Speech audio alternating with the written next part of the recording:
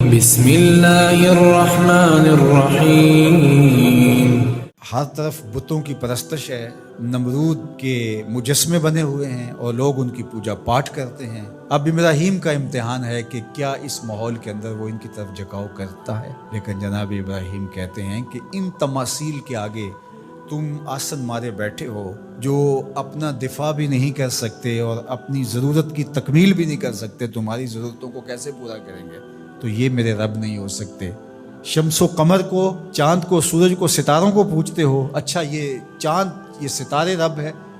تو جب ڈوب گئے تو کہا کہ جو ڈوبنے والے ہیں وہ میرے رب تو نہیں ہو سکتے، مجھے رب کی ضرورت پڑ جائے، رب ڈوبا ہوا ہو تو مجھے تو وہ چاہیے جو ہر وقت حاضر ہو، تو میں تو اس رب کی پوجا نہیں کر سکتا۔ یہ ان کے شعور کا امتحان تھا اور اس شعوری امتحان میں پورے نکلے۔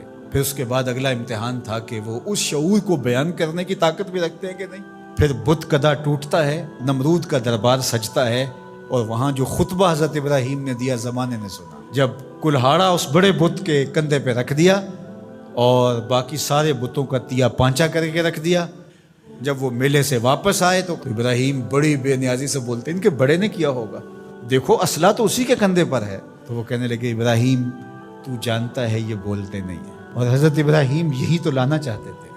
پھر جو خطبہ دیا، اف لکم ولما تعبدون من دون اللہ افلا تعقلون، افسوس ہے تمہارے اوپر اور افسوس ہے ان پر جن کو تم اللہ کے علاوہ پوجتے ہو، افلا تعقلون، تمہاری کھوپڑی میں دماغ نہیں ہے۔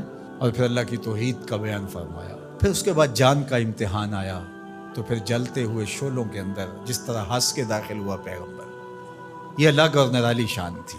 نمرود نے سوچا تھا جل کے راکھ ہو گیا ہوگا چخا میں، لیکن 40 دن کے بعد جب آگ بجھتی ہے تو حضرت ابراہیم انگاروں سے چلتے ہوئے یوں باہر آتے ہیں جس طرح پھولوں پر کوئی نازنین چل کے آ رہا۔ پھر 87 سال عمر ہے، اللہ تعالیٰ پھر حضرت ہاجرہ کے بطن سے حضرت اسماعیل کی صورت میں اولاد عطا کرتا ہے۔ اب اتنی بڑھاپے کی عمر میں اولاد نصیب ہو تو انسان کا جی چاہتا ہے سارے کام کاج چھوڑ کے گھر بیٹھ جاؤں اور میں اپنی اولاد کے چہرے کی بلائیں لوں، لیکن حکم ہوتا ہے اپنی زوجہ کو بھی اور اپنے نو مولود بیٹے کو بھی ایسی وادی میں چھوڑاؤ جہاں کوئی سبزہ بھی نہیں ہوگا۔ اللہ اکبر۔ پھر اسماعیل علیہ السلام کی ایڑیوں کے رگڑنے سے زمزم جاری ہوتا ہے۔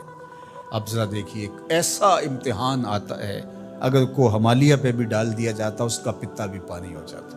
فلما بلغ معہ السعی، جب وہ ان کے ساتھ چلنے پھرنے کے قابل ہوا، ابراہیم علیہ السلام خواب دیکھتے ہیں، اور خواب کیا دیکھتے ہیں کہ میں بیٹے کو ذبح کر رہا ہوں۔ فلما اسلما، جب دونوں راضی ہو گئے، باپ ذبح کرنے پہ اور بیٹا ذبح ہونے پہ، اب باپ کی آنکھوں پہ پٹی بندھی ہے، ہاتھ میں چھری ہے، 100 سال کا بوڑھا باپ، جبل صبیر کا دامن منا کی وادی، کارکنان قضاء و قدر دم بخود ہیں، شمس و قمر، یہ منظر آج سے قبل انہوں نے نہیں دیکھا تھا، اور سورج بادلوں کی اوٹ میں منہ چھپانے کی کوشش کر رہا ہے کہ یہ منظر مجھ سے نہیں دیکھا جائے گا، حوروں کی چیخیں نکل رہی ہے، کائنات تھرا رہی ہے، مالک قیامت آنے والی۔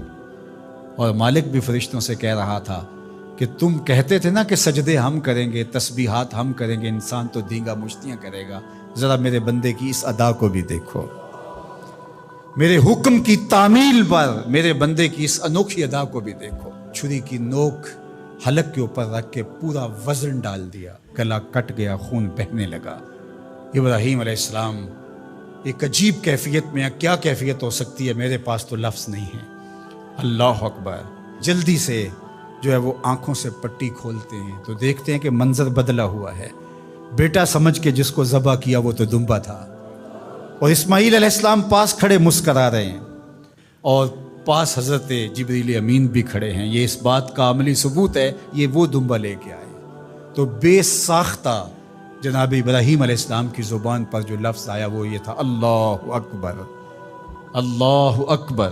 تو حضرت اسماعیل بولے لا الہ الا اللہ واللہ اکبر، پاس کھڑے جبریل بولے اللہ اکبر وللہ الحمد۔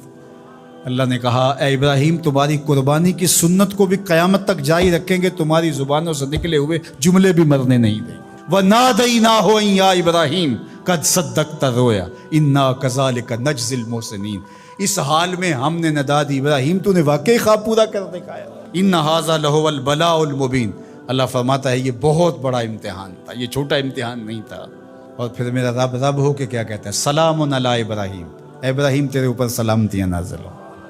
اللہ اکبر۔ پرسوں بھی میں کسی منڈی کے قریب سے گزرا، کہتے ہیں اس علاقے کی سب سے بڑی منڈی ہے، تو ہزاروں جانور، ہجوم محبت، اور سڑکوں پر، گلیوں میں، بازاروں میں کوئی یہاں گائے لے کے جا رہا ہے، کوئی بیل، کوئی اونٹ اٹھا کے لے کے جا رہا ہے، تو بے ساختہ میری زبان سے یہی نکلتا ہے، سلام علی ابراہیم، ابراہیم تیرے اوپر سلامتیاں نازل ہوں۔ اللہ اکبر۔ اور اس قربان گاہ پر، جس قربان گاہ پر حضرت اسماعیل کو لے کر کے چلے تھے، منا کی وادی میں جبل سبیر کے پاس، وہاں 25 لاکھ حجاج جانور ذبح کریں گے، تو منا کی وادی اس گونج سے منور ہوگی، آواز آ رہی ہوگی، سلام علی ابراہیم، ابراہیم تیرے اوپر سلامتی۔ ابراہیم علیہ السلام نے چھوٹا کام نہیں کیا، بہت بڑا کام کیا، لیکن میرے رب نے بھی پھر جو اعزاز دیا، جو تکریم دیا، عرض کی گئی یا رسول اللہ یہ قربانیاں کیا ہیں؟ فرمایا تمہارے باپ ابراہیم کی سنت ہے، قیامت تک وہ نقشہ ہماری آنکھوں کے سامنے رہے گا، اور لوگ اپنے قیمتی متاع کو اس طرح قربان کرتے رہیں گے۔ ہمارے ایک بزرگ فرمایا کرتے تھے کہ ہر بندے کا کوئی نہ کوئی اسماعیل ہوتا ہے، جب تک وہ اپنے اسماعیل کی گردن پر چھری نہیں رکھتا رب کا قرب نصیب نہیں ہوتا۔ تو اپنی عزیز ترین متاع اللہ کی راہ میں قربان کرنے کا موقع آ جائے، وہ جان ہو، وہ اولاد ہو، وہ مال ہو، وہ منصب ہو، جب حالات تقاضا کریں اور آپ کو لگے کہ میرے مالک کا مجھ سے یہ تقاضا ہے، تو راہ خدا کے اندر قربان کرنے کا جب یہ جذبہ اس لیول تک پہنچ جائے، تو پھر آپ اس نور سے مالا مال ہوتے ہیں، اس فیض سے فیض یاب ہوتے ہیں۔